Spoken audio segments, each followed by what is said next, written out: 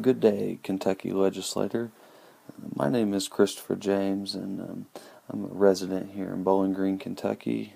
I have a bachelor's degree in social work from Western Kentucky University, and I'm currently pursuing a master's degree in social work as well. I'm contacting you today to discuss House Bill 6 on immigration policy that was passed in 2011. I'd like to encourage you to look at the negative effects of this bill and also to spend some time working to change it. As you'll see, it has many negative effects on particular immigrant populations. As with any law, there are pros and cons, but I hope my message is clear and helps you see how one side of this bill overwhelmingly outweighs the other side. So the first part of this bill that I would like to discuss would be the pros. The one pro to the House bill is centered around the statements of the bill that discuss being able to deport and remove unauthorized immigrants and undocumented workers from the state of Kentucky. And while this may seem harsh on the outside, it would open up more jobs for legal citizens, and obviously there's work that those immigrants are doing, so that would be work for citizens who are legally living here in Kentucky. And in turn, that would lower the unemployment rate across the state. A second positive aspect of this bill is that eventually the number of residents in Kentucky who are not paying taxes would be reduced. So over time, as more unauthorized immigrants and undocumented workers are located and deported, the number of people who are working but not paying taxes would be decreased. So it's two things. A third positive point about this bill is that fines are being assessed and given to employers for knowingly hiring illegal or unauthorized immigrant workers, undocumented workers, or even unauthorized immigrants in the community who may not be working. So even though these people are not having to pay taxes, there are fines that are being assessed that the businesses do have to pay for, and that would help bridge the gap and maybe be put in the same pot, so to speak, as the tax money that would have come from the unauthorized workers on their income taxes and at both the state and the local levels. As you can see, the pros of this law are directly focused around two things, and those are money and jobs. So now we're going to move into a presentation of some of the cons of this House bill, and you'll see that some of those are focused on money and jobs as well, but there are also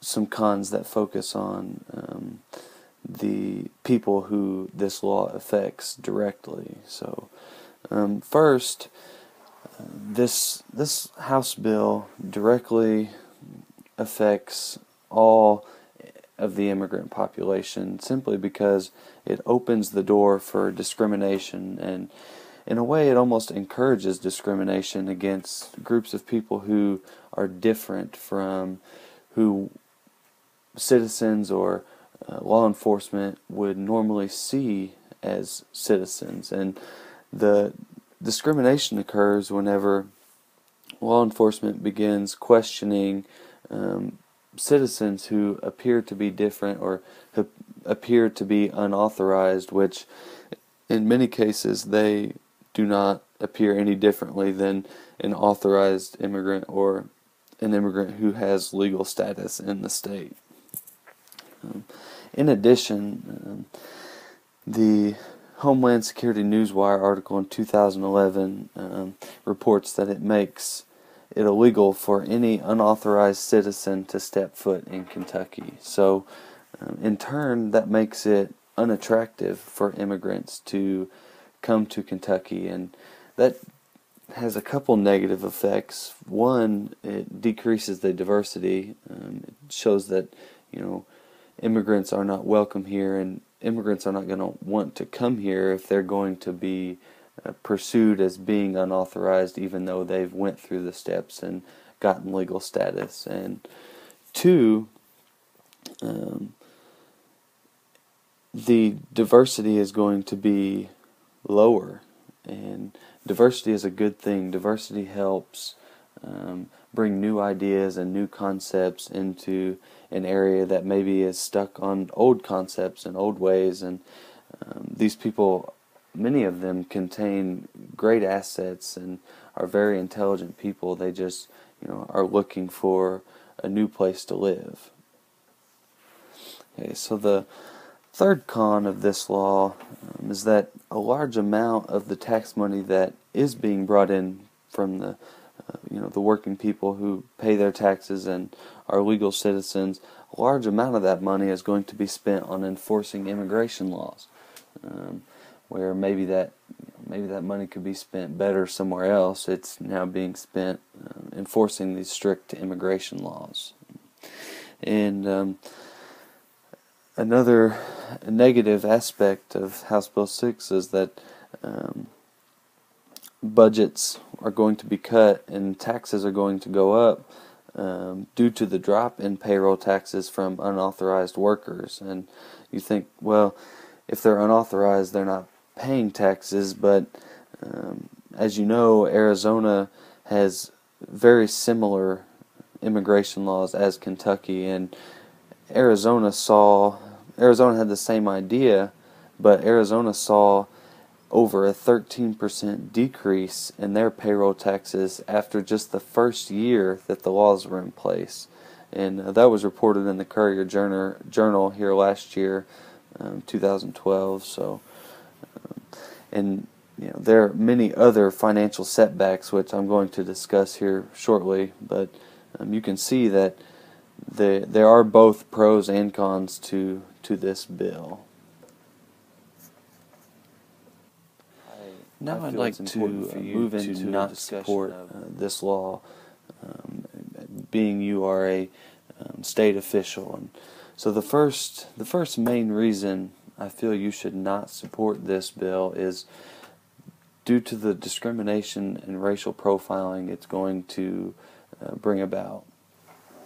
Law enforcement will be given too much power to judge people solely based on their appearance. Because whenever someone is thought to be an unauthorized immigrant, the law enforcement is going to be basing that judgment solely on the way the person appears.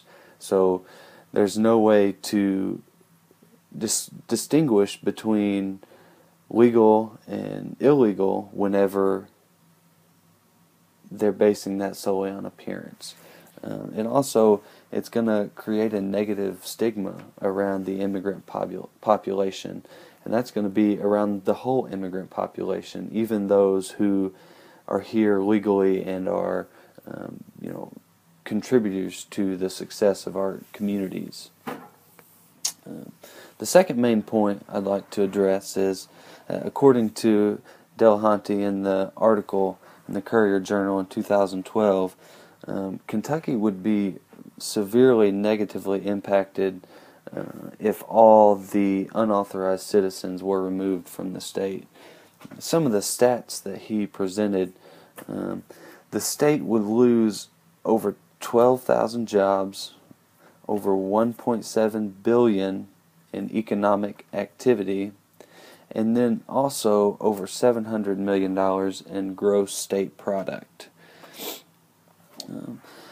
In addition to those numbers, in 2010, unauthorized immigrants paid over $85 million in local and state income taxes. So if those immigrants were no longer here, that money would be lost as well. So that definitely addresses the financial piece and how, we first thought the bill would, have positive impacts on our finances. You can see that that's not always going to be the case. The third main reason I feel you should not support this bill is going back to the idea that if we remove all the unauthorized citizens from the state, then there's going to be more jobs for our legal citizens. And as I stated before, the similarity between the Arizona bill and the Kentucky bill, Arizona again thought this same way, and they felt if illegal citizens were deported, then there would be more jobs for the people who actually were citizens. And what they found, and this was also reported in the article in the Courier Journal last year in 2012, is that people were no longer legally hiring these unauthorized workers, but they were paying them under the table to do the same job. So now, not only are they not having to pay the payroll taxes and that money, and they're still getting the work at the same price and maybe even cheaper because the immigrants need the work. So now they're at the discretion of the employer because he's hiring them under the table and may not be able to pay them as much. So if this was the case, there would be no more jobs for our current citizens, and the other individuals would continually be working, and although the employer did have to pay a fine, it did not stop them from continuing to hire unauthorized workers to do the jobs that they have. So the next point I'd like to make was brought forth earlier this month, actually, in an article written by Bobbington in the Associated Press, and he reported that this law has moved from a discussion of a law and benefiting the citizens to how it can benefit politicians. And basically, as it was reported, some politicians are going to vote against the bill so they can get the vote of that particular immigrant population. And so now it's no longer about is it right or is it wrong. It's about how can we get more votes and how can I win the next election. And this directly shows that the laws are no longer being made or voted in by what's right or what we should do, what our moral compass tells us, but they're based solely on how the politician can benefit, and that's definitely not a good thing. The last main point that I'd like to present to you is that it would be much more efficient to encourage these individuals to become citizens rather than deporting them for coming here illegally, because we don't know if they snuck into the country or if they came here because they were being persecuted in their own country, that they arrived as refugees. So there's obviously work for them to do. So why not help them become legal citizens and help them, get legal status, and then we would have more tax revenue because they would be hired legally and they would be doing jobs and paying taxes just as everyone else who works and pays taxes does. And this would ultimately be cheaper than paying the fines and the fees to get them back to their home countries. And finally, the immigrants would feel welcomed here. It wouldn't be a state where they felt like they couldn't come and work and that they would not be welcomed, but they would be, and the diversity would be increased, and they would be a great asset. This influx of people would be a great asset to all the communities across the state, and would increase the revenue. So, in closing, I just would like to encourage you to challenge this bill and work with your colleagues on amending it so that everyone can benefit, and so the communities can become more diverse, and we can increase our revenue, and employers can have hardworking employees. And I also would like to take the time to thank you for your time. Thank you for listening to what I had to say to you, and also thank you for your service to this great state of Kentucky. Thanks again. Have a great day.